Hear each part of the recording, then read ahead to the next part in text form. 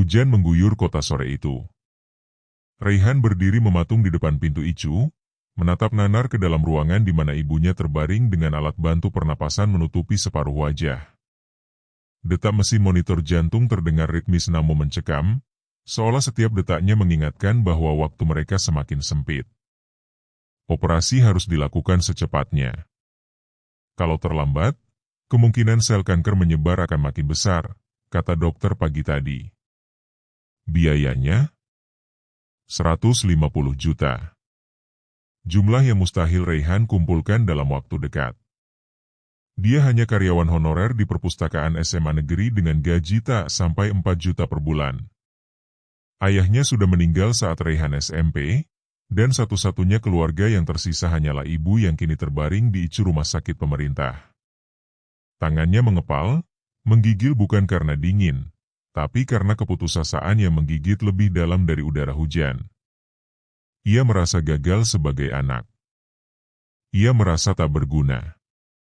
Lalu ponselnya bergetar. Sebuah pesan dari pamannya. Datang ke rumah ayahmu jam 7 malam ini. Penting. Bawa jawaban. Raihan tahu maksudnya. Dia memang tak tinggal lagi dengan keluarga besar semenjak memilih hidup mandiri di kontrakan kecil pinggiran kota. Ayah kandungnya, yang dulu menceraikan ibunya dan menikah lagi, masih hidup, kaya raya, dan memiliki seorang anak tiri bernama Ayla. Ayla. Nama itu bukan asing. Perempuan dengan tatapan tenang dan senyum hangat, yang dulu satu SMA dengannya. Pendiam, sederhana, tapi menyimpan pesona yang tak mudah dilupakan. Dia putri tiri dari ayah Raihan yang kini sukses memiliki beberapa bisnis properti. Dan kini, Ayla adalah alasan Raihan mendapat tawaran. Tawaran yang sulit ditelan logika, namun menggoda iman. Nikahi Ayla. Kami butuh menenangkan investor yang ingin melihat dia sudah menikah sebelum ekspansi bisnis kami yang baru. Sebagai imbalannya, semua biaya pengobatan ibumu kami tanggung penuh.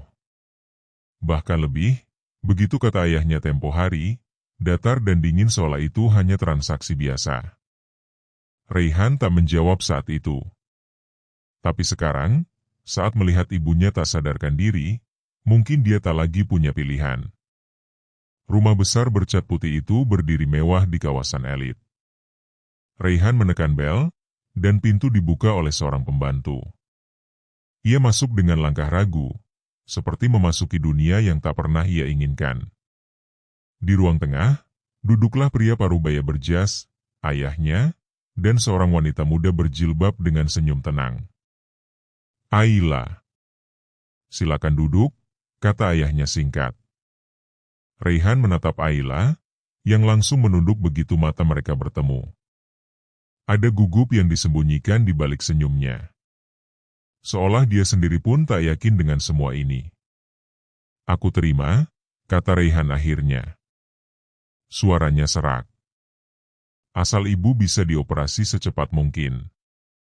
Ayahnya mengangguk, lalu memberi isyarat ke pembantunya yang langsung menyalakan speakerphone. Dalam beberapa menit, terdengar suara seseorang dari rumah sakit. Dana sudah masuk, Pak Raihan. Kami akan siapkan jadwal operasinya segera. Raihan memejamkan mata. Sebagian hatinya lega. Sebagian lagi terasa compang-camping. Ayla menatapnya diam-diam. Mata itu menyimpan sesuatu, bukan hanya harapan, tapi juga luka yang sudah lama. Pernikahan dilangsungkan secara sederhana. Hanya keluarga dekat dan notaris yang hadir. Tak ada gaun putih mewah. Tak ada senyum bahagia dari Raihan. Ayla hanya mengenakan kebaya pastel dan make-up tipis, cukup untuk memperlihatkan bahwa dia memang cantik, meski tak pernah memamerkannya. Saat penghulu bertanya, apakah saudara Raihan bersedia menikah dengan Ayla binti Rafiq? Raihan menjawab dengan suara pelan namun pasti, saya terima nikahnya. Dan saat itu, segalanya berubah. Malam pertama mereka bukan tentang cinta. Bahkan bukan tentang keintiman. Mereka tidur di kamar yang sama, di sisi ranjang yang berseberangan. Raihan sibuk menatap langit-langit, sedangkan Ayla hanya menggenggam Al-Quran kecil di tangan, membaca ayat-ayat pelan, seolah menenangkan hatinya sendiri. Aku tahu kamu tidak mencintaiku, ucap Ayla pelan di tengah keheningan. Raihan menoleh. Kamu tahu? Ayla tersenyum getir. Aku selalu tahu. Sejak SMA. Raihan tercekat. Ia ingat Ayla, gadis kutu buku yang sering duduk dua bangku di belakangnya. Selalu menatapnya diam-diam saat dia berbicara di depan kelas. Tapi Raihan waktu itu terlalu sibuk mengejar gadis-gadis populer. Aku nggak pernah maksain. Tapi waktu kamu dan ibumu kesulitan, dan papa bilang aku cuma ingin bantu, lanjut Ayla lirih. Raihan terdiam. Malu. Marah pada dirinya sendiri. Apa dia terlalu egois hingga mengabaikan hati orang yang selama ini diam-diam menaruh rasa? Aku nggak minta apa-apa darimu, Raihan, ucap Ayla sambil menunduk. Cuma satu, jangan benci aku. Kata-kata itu menusuk. Bukan karena Ayla salah, tapi karena Raihan tahu, dialah yang bersalah. Beberapa hari berlalu. Operasi ibunya berjalan lancar. Raihan kerap bolak-balik rumah sakit, kadang Ayla ikut mengantar. Ia tak banyak bicara, tapi selalu menyediakan bekal, menyelipkan vitamin, dan mengingatkan waktu salat. Perlahan, perhatian Ayla bukan lagi terasa mengganggu. Justru membuat Raihan bertanya-tanya, sejak kapan ia mulai menunggu senyum perempuan itu setiap pagi? Namun ia menolak perasaan itu. Ini semua cuma karena rasa terima kasih, pikirnya. Aku nggak boleh terjebak. Tapi hatinya mulai retak saat mendengar satu kalimat yang diucapkan sang ibu suatu malam. Nak, perempuan yang mendampingimu sekarang itu, lebih dari sekadar menantuku. Dia malaikat, Raihan. Jangan sampai kamu kehilangannya hanya karena kamu buta. Langit sore mulai menguning ketika Raihan duduk di balkon rumah mewah yang masih terasa asing baginya. Di tangan kanannya, secangkir kopi yang mulai mendingin. Di benaknya, ribuan pertanyaan menggulung seperti badai. Pertanyaan yang tak pernah ia cari jawabannya, tentang Ayla, tentang pernikahan ini, dan tentang rasa bersalah yang makin sering membayangi. Ibu makin pulih, alhamdulillah, gumamnya pelan, bersyukur. Tapi syukur itu tak membuat hatinya tenang. Justru semakin dia melihat ibunya membaik, semakin kuat niat Raihan untuk pergi. Menebus janjinya, bahwa pernikahan ini hanya sementara. Tapi setiap kali ia ingin bicara, wajah Ayla menghalangi. Bukan karena marah atau kecewa, tapi karena dia terlalu baik. Terlalu tulus. Terlalu tidak pantas untuk disakiti. Sore itu, Ayla muncul dengan nampan berisi pisang goreng dan teh panas. Udah dari tadi di luar?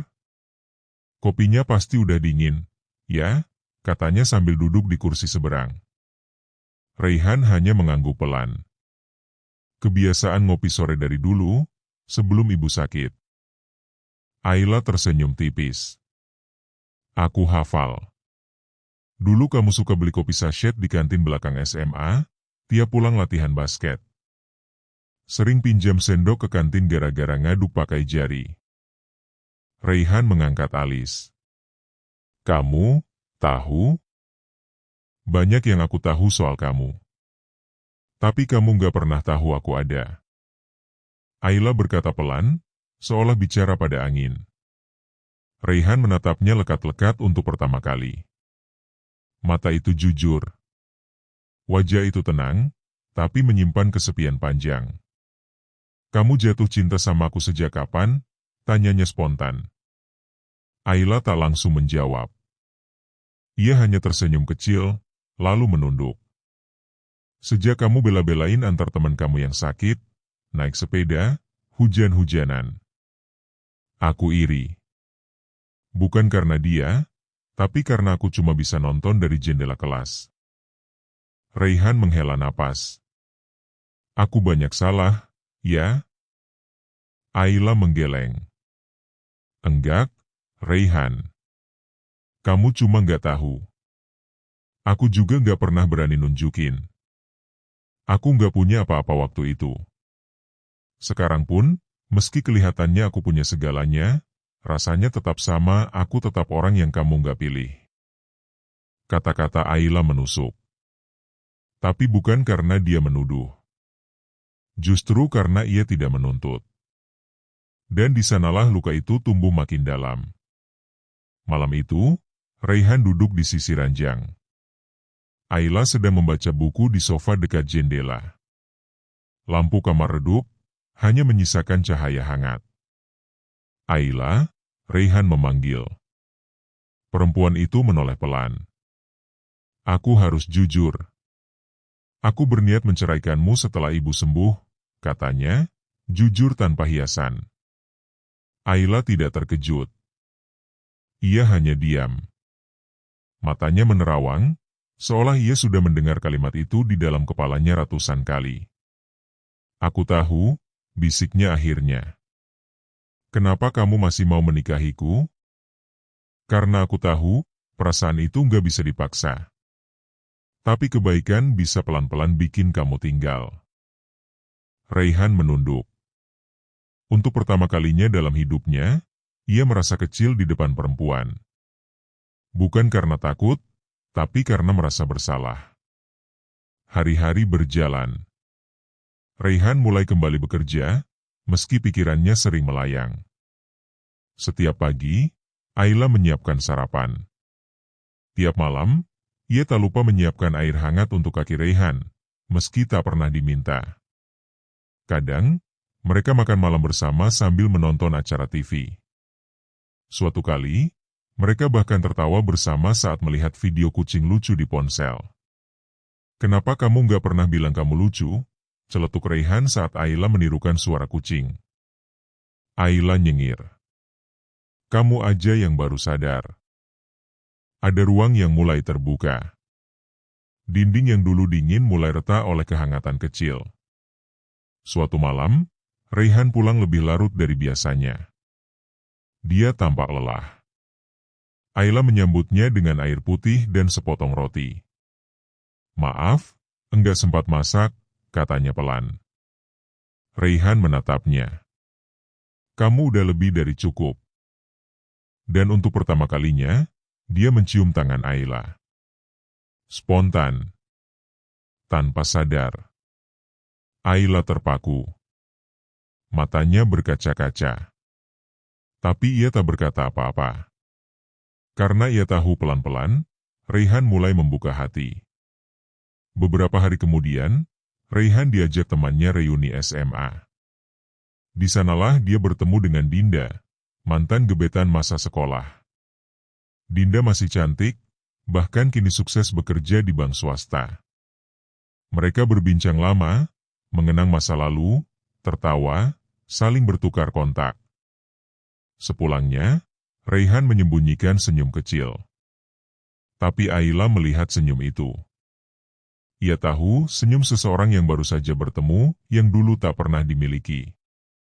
Di kamar, Ayla menangis pelan, tanpa suara. Ia tahu, perjuangannya belum selesai. Bahkan mungkin, akan kalah. Senja di kota itu membawa suasana yang berbeda. Raihan duduk termenung di ruang tamu rumah, menatap layar ponselnya yang menyimpan pesan-pesan dari Dinda. Obrolan ringan yang dulu pernah terputus, kini kembali menyambung. Tapi hati Raihan terasa rancu. Ada bagian dirinya yang hangat menerima perhatian Dinda, dan bagian lain yang gelisah memikirkan Ayla. Di dapur, Ayla sedang menyiapkan makan malam. Tangannya cekatan, namun matanya terlihat sayu. Dia tahu Raihan mulai berubah. Bukan hanya dalam sikap, tapi juga dalam perasaan. Saat Raihan masuk, Ayla menyambut dengan senyum biasa. Tapi di balik senyum itu, ada keraguan yang mendalam. Ayla, Raihan memulai, Aku harus jujur. Aku bingung. Aku merasa ada sesuatu yang hilang dalam hidupku, tapi aku juga tak ingin menyakiti kamu. Ayla menatapnya dalam-dalam. Raihan, aku tahu kamu masih menyimpan perasaan lain. Aku bukan buta hati, aku hanya memilih untuk bertahan, karena aku percaya setiap orang butuh waktu untuk menemukan cinta sejatinya. Raihan terdiam. Kata-kata itu menusuk hatinya. Ia merasa bersalah karena tidak bisa memberikan Ayla lebih dari sekadar janji yang terpakai. Malam itu, Raihan keluar rumah. Dia berjalan di taman kota, menghirup udara dingin, mencoba menenangkan pikirannya. Ia ingat kembali masa lalu, saat Ayla diam-diam menulis surat cinta yang tak pernah dia baca, saat dia menertawakan mimpinya sendiri, dan saat ia mengejar kejaran cinta yang tak pernah dia dapatkan. Pesan masuk di ponselnya. Aku di rumah, Raihan. Kalau kamu butuh bicara, aku ada. Dari nomor Ayla. Raihan membalas dengan satu kata. Aku di jalan pulang. Setiba di rumah, suasana hangat menyambut. Ayla menyalakan lampu temaram, ada secangkir teh hangat di meja, dan sebuah buku yang sudah terbuka di halaman tengah. Ini buku favoritku, kata Ayla sambil tersenyum. Aku pikir kamu butuh sesuatu yang bisa bikin kamu tenang. Raihan duduk di sampingnya, tangan mereka berdekatan. Keheningan yang nyaman menyelimuti mereka. Ayla, aku ingin mencoba. Mencoba membuka hati ini untukmu, ucap Raihan pelan. Mata Ayla berkaca-kaca, aku sudah menunggu kata itu sejak lama. Namun, kebahagiaan itu belum bertahan lama. Keesokan harinya, Raihan menerima telepon dari rumah sakit.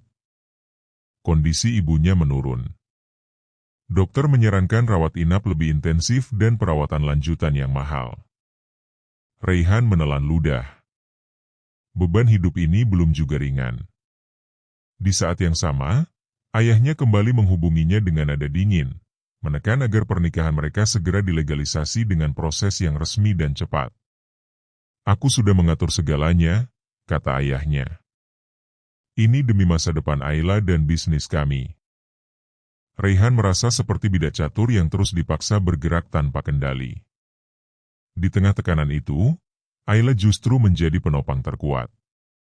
Ia berbicara dengan tegas kepada ayahnya, membela Raihan, dan meyakinkan bahwa cinta tidak bisa dipaksakan.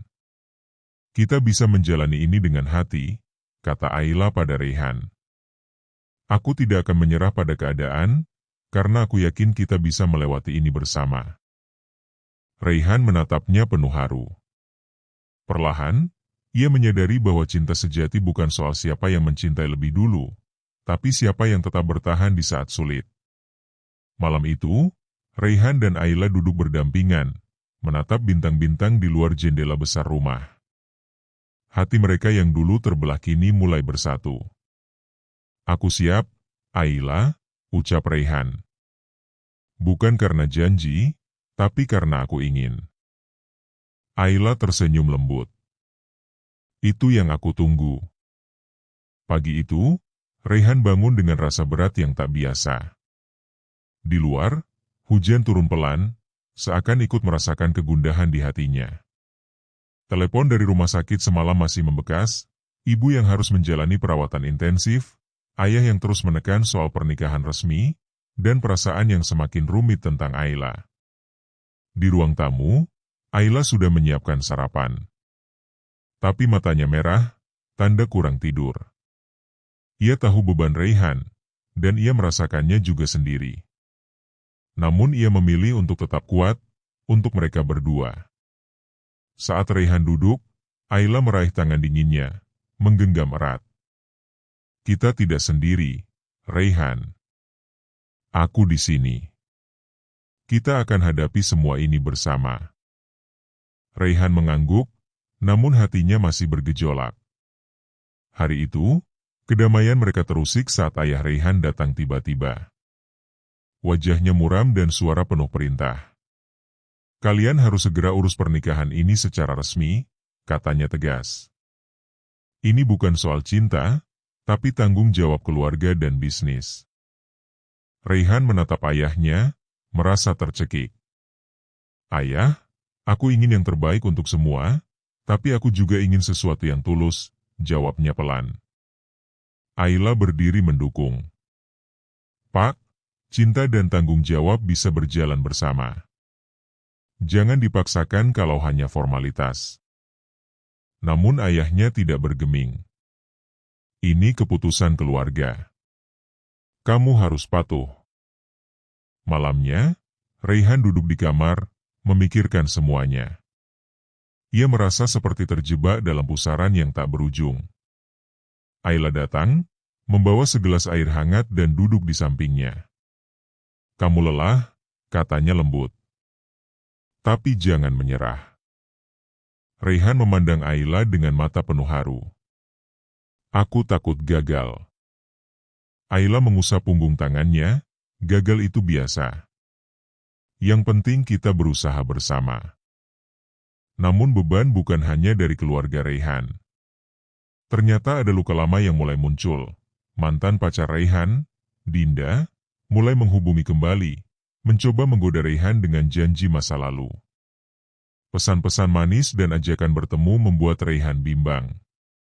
Suatu sore, Ayla membaca pesan di ponsel Raihan yang terselip di meja makan. Hatinya sakit, tapi ia memilih diam. Ia tak ingin Raihan merasa bersalah. Namun malam itu, setelah Raihan tertidur, Ayla menulis surat yang tak pernah dikirim. Raihan, aku mencintaimu sejak lama. Aku tahu kamu belum bisa membalas. Tapi aku tetap di sini, berharap suatu saat kamu memilih aku bukan karena terpaksa, tapi karena cinta. Hari-hari berikutnya terasa semakin berat. Raihan semakin sulit membedakan antara kewajiban dan perasaan. Ayla tetap setia, selalu hadir saat ia butuh, tapi juga memberi ruang saat ia ingin sendiri. Pada akhirnya, Raihan tahu satu hal, ia harus memilih. Antara masa lalu yang menggoda, dan wanita yang selama ini diam-diam mencintainya. Hujan turun deras malam itu. Di dalam kamar yang remang, Raihan duduk sendirian menatap surat tak bertanda pengirim yang ditemukan terselip di antara buku-buku Ayla. Surat itu ditulis dengan tulisan tangan yang dikenalnya betul. Huruf miring khas Ayla, halus dan rapi, namun syarat kesedihan. Raihan, aku mencintaimu sejak lama. Aku tahu kamu belum bisa membalas. Tapi aku tetap di sini, berharap suatu saat kamu memilih aku bukan karena terpaksa, tapi karena cinta. Raihan menghela napas panjang. Dadanya sesak. Selama ini ia terlalu sibuk mempertanyakan apa yang benar atau salah, padahal jawabannya telah lama ada di depan mata. Ayla tidak pernah menuntut, tidak pernah memaksa. Ia hanya mencintai dalam diam, menunggu dengan setia. Keesokan paginya, Raihan bangun lebih pagi dari biasanya. Ia melihat Ayla tengah berdiri di dapur, memakai sweater abu-abu tua, rambut diikat asal, namun senyumnya tetap seperti mentari pagi. Hangat dan menenangkan. Tanpa banyak kata, Raihan menghampiri, memeluknya dari belakang. Ayla, bisiknya pelan, mulai hari ini, izinkan aku mencintaimu bukan karena terpaksa, tapi karena aku memilihmu. Ayla terdiam. Tangannya gemetar. Lalu ia membalik tubuhnya, menatap wajah Raihan yang tampak lebih tenang dari biasanya. Kamu yakin? Tanyanya lirih. Raihan mengangguk. Aku sudah lelah berlari. Dan setiap kali aku tersesat, langkahku selalu kembali ke kamu. Ayla tak bisa menahan air matanya. Ia memeluk Raihan, erat. Hujan di luar mungkin belum reda, tapi badai di hati mereka akhirnya mulai menemukan tenang. Seminggu kemudian, pernikahan resmi mereka dilangsungkan dalam upacara sederhana di rumah keluarga Ayla. Tak ada pesta mewah. Hanya kerabat dekat dan segelintir sahabat.